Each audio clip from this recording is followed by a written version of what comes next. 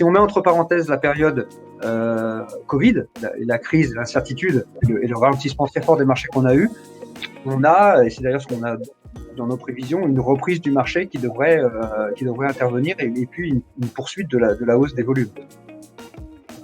Globalement, avant que la crise du Covid ne survienne, on était depuis 2014, on a eu un marché qui a cru très fortement pour atteindre un niveau record en 2018-2019.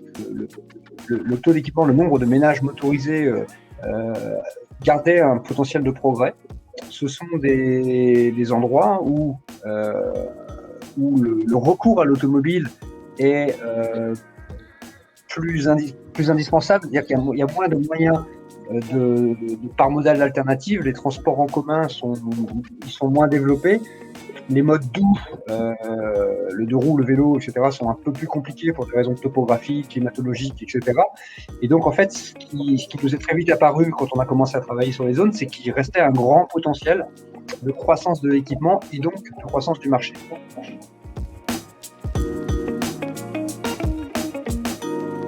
Le commerce mondial a repris fortement en début 2021, si bien qu'on a aussi des restrictions, des déficits de containers pour y mettre les voitures et les acheminer.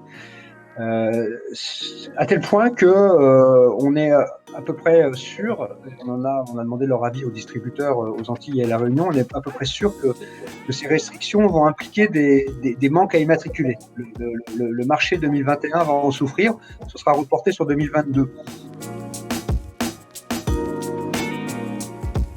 Ça a été assez simple de constater que la convergence, pour l'instant, elle n'y est pas.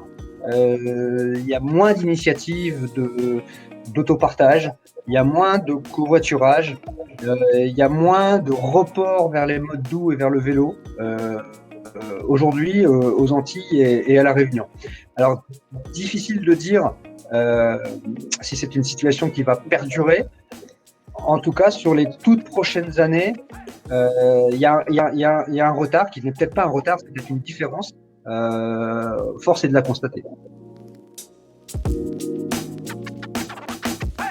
Les marques chinoises sont ambitieuses. Les marques chinoises arrivent en Europe continentale.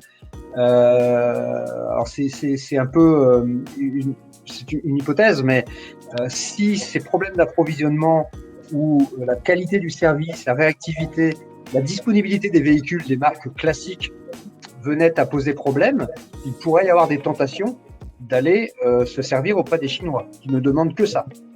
Leurs véhicules ont une qualité qui est de plus en plus grande, avec des niveaux de compétitivité qui est bien souvent plus intéressante. On pense notamment aux véhicules électriques. Donc effectivement, c'est une possibilité que la pénétration des véhicules chinois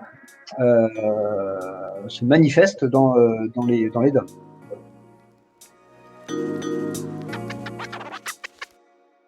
La variable la plus structurante du marché, c'est la réglementation. On prend l'exemple des émissions de CO2 pour la lutte contre le réchauffement climatique. Il y a une réglementation qu'on appelle CAFE, Corporate Average Fuel Efficiency, qui limite les émissions de CO2 des nouveaux véhicules.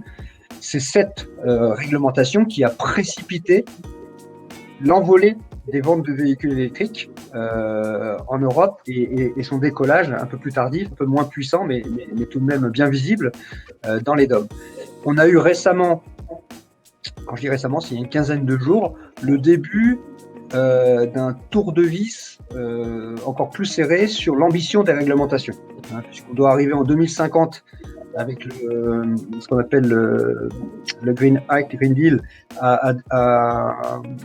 à zéro émission, en fait, à des bilans neutres en carbone, à horizon 2050. Pour y arriver en 2050, il faut qu'en 2030, on ne vende plus de véhicules thermiques, puisque le parc prend un certain temps à se renouveler, même s'il se renouvelle beaucoup plus vite. Je reviens sur une de vos premières questions. Une différence majeure entre les DOM et la métropole, c'est la vitesse de rotation des parcs.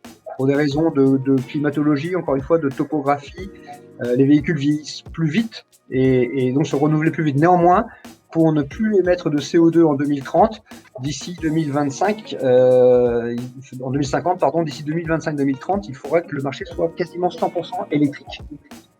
Et c'est la réglementation qui structure cela, et c'est une des révolutions qui nous attend encore.